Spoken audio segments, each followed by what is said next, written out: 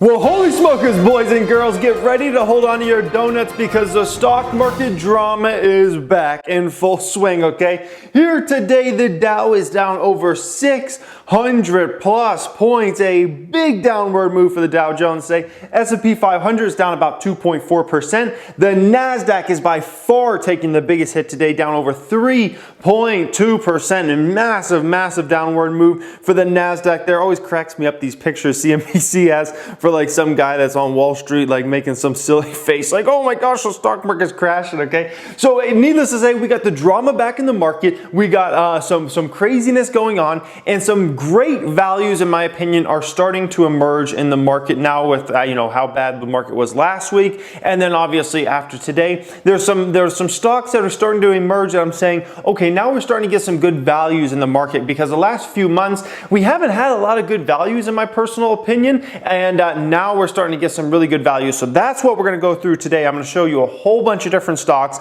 that I think have good value for the long term here. So I hope you guys really enjoy this video today. I hope you get a lot of value out of it. Make sure you smash that thumbs up button. If you want to join my private stock market membership group, that is linked in the description, and we actually have a sale going on right now, okay? Alibaba is the first stock. I see some pretty good value emerging here. Alibaba is under 170 bucks a share now at this point in time. Alibaba is caught into the whole negativity around China right now, obviously with the tariff situation that could potentially hurt the Chinese economy even more. Alibaba is a company that gets most of their revenues and profits from China. So needless to say, in the short term at least, Alibama's kind of caught up in all this negativity and kind of this negative news cycle around China and what the tariffs are going to mean or don't mean and things like that. And their business could potentially be hurt a bit, but it's still a business that's going to grow massively regardless if the Chinese economy gets worse or gets much better or stays about the same from now. It's just one of those type of stocks, okay? Massive company doing amazing things. Absolutely love that one, and the values emerging, okay? Next up is Tesla stock, okay? Tesla stock today is at $226 a share. That would be the lowest it has been literally in years, okay? This is the lowest Tesla shares have been in years, all right? Tesla stock is down $13 plus a share, down about 5.5%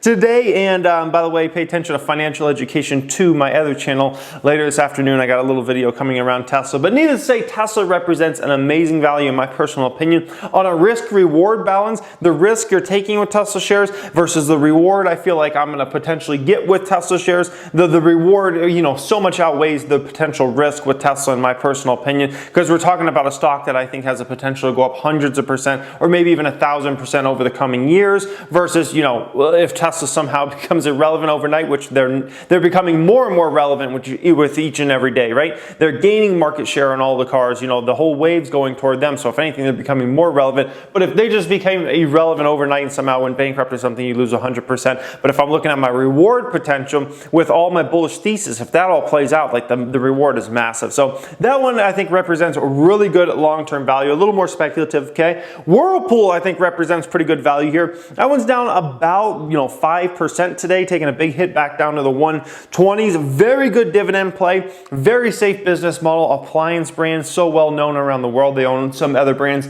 other than just Whirlpool, but I mean refrigerators and ovens and microwaves and dishwashers and laundry, all these sorts of things are not going away. They've been here for 50 plus years, 100 years. Some of these appliances, they're not going away anytime soon. It's just like their needs-based things.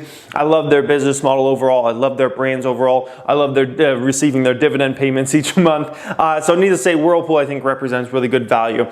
Next one up here is Apple. Apple's starting to represent good value. So, it got above $200 just a few weeks ago, and it was even approaching like the $210 range.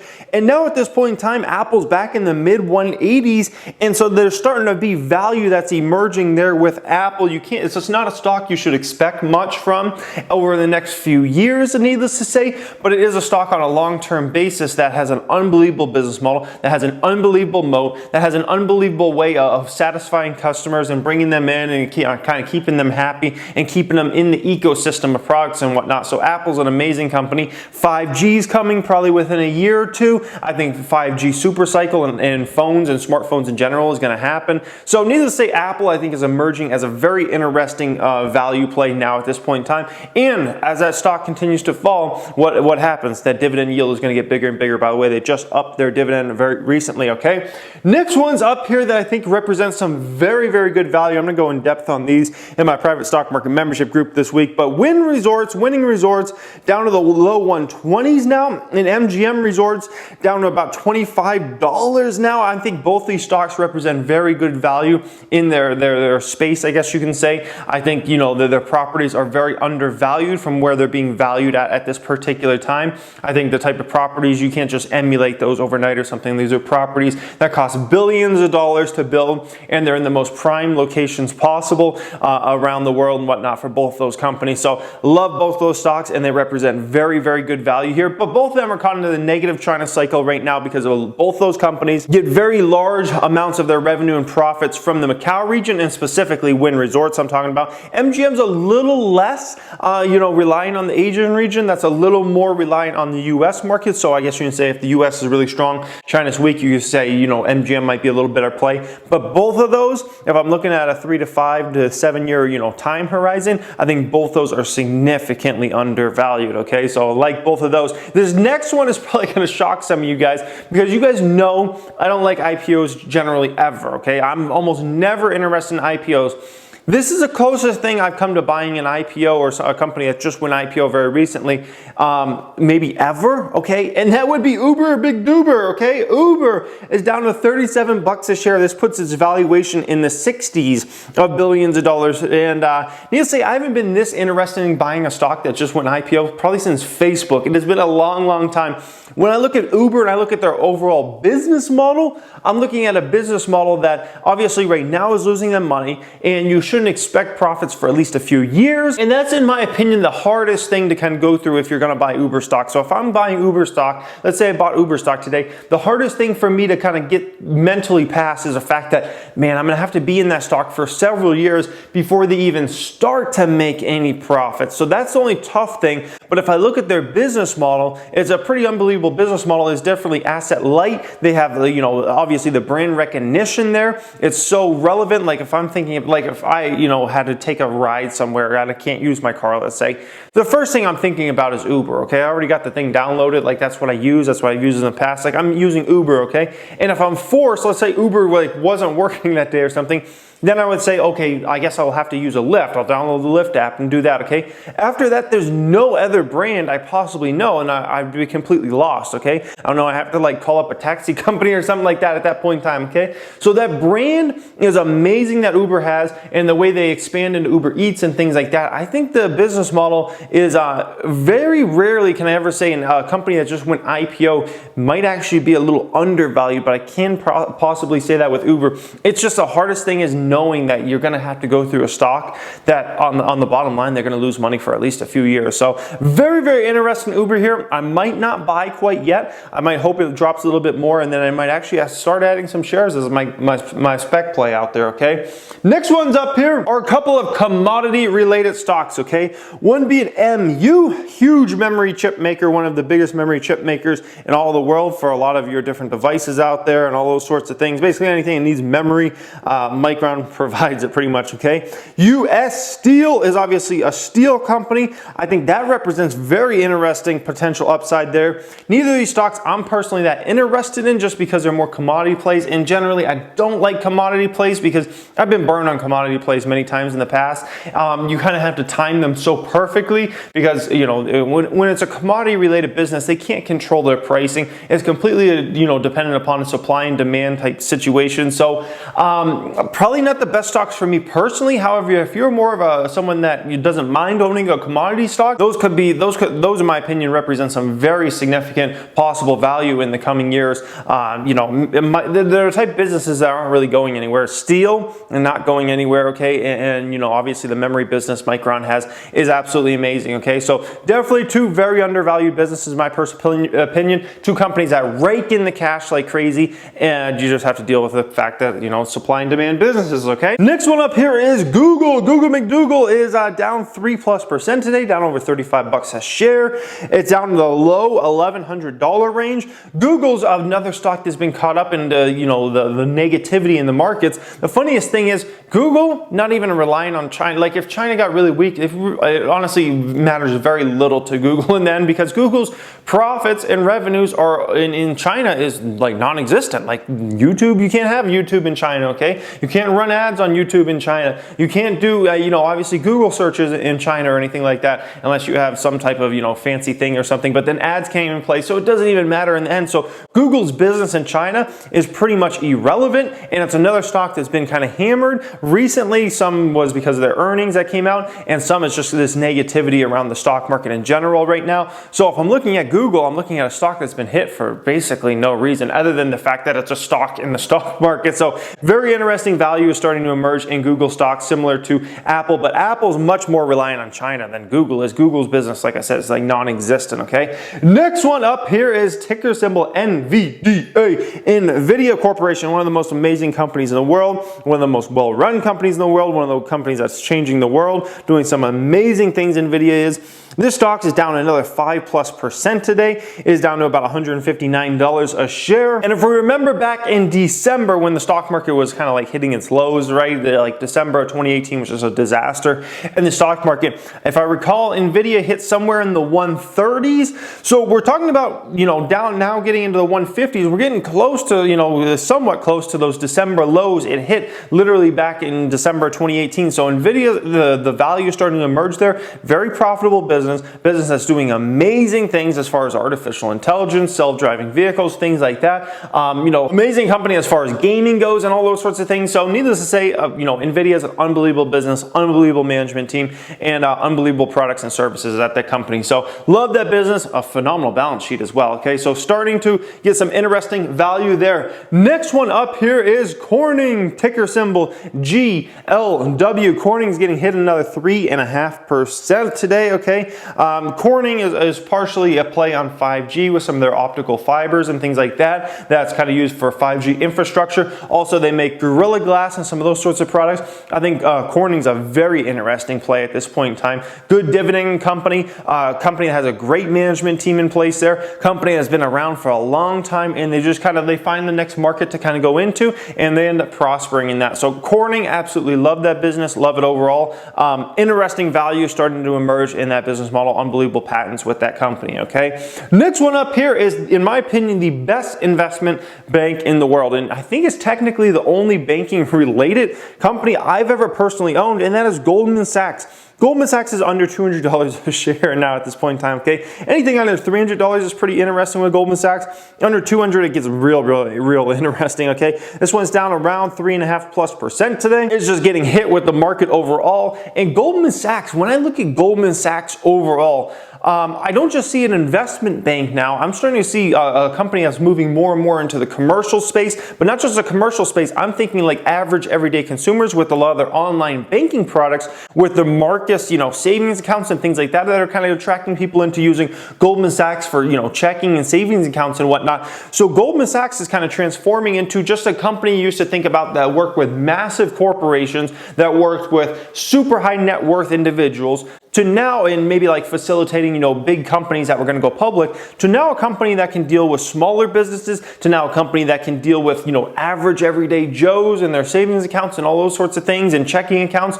So Goldman Sachs is getting much more interesting now as far as an overall business model in relation to they're not just chasing, you know, billionaires and people that have, you know, $10 million plus net worths, okay? They're not just chasing those individuals. They're not just chasing the next massive IPO or the next massive company that needs to invest their money or something. Now they're chasing all, you know, everybody essentially in general is a potential Goldman Sachs customer. So I think that's an interesting thing for their business model. I think in the short term, it's caught up into all the negativity right now, and that's just kind of the way it is with Goldman Sachs. But anything under 300 is very interesting for me with Goldman Sachs. Anything under 200 is like, are you kidding me? Okay, are you kidding me? Next one up here, this one I haven't been into in a while, and I gotta say their management has made a lot of mistakes over the past few years, but they're starting to clean up their act. They're starting to make some very intelligent moves over there.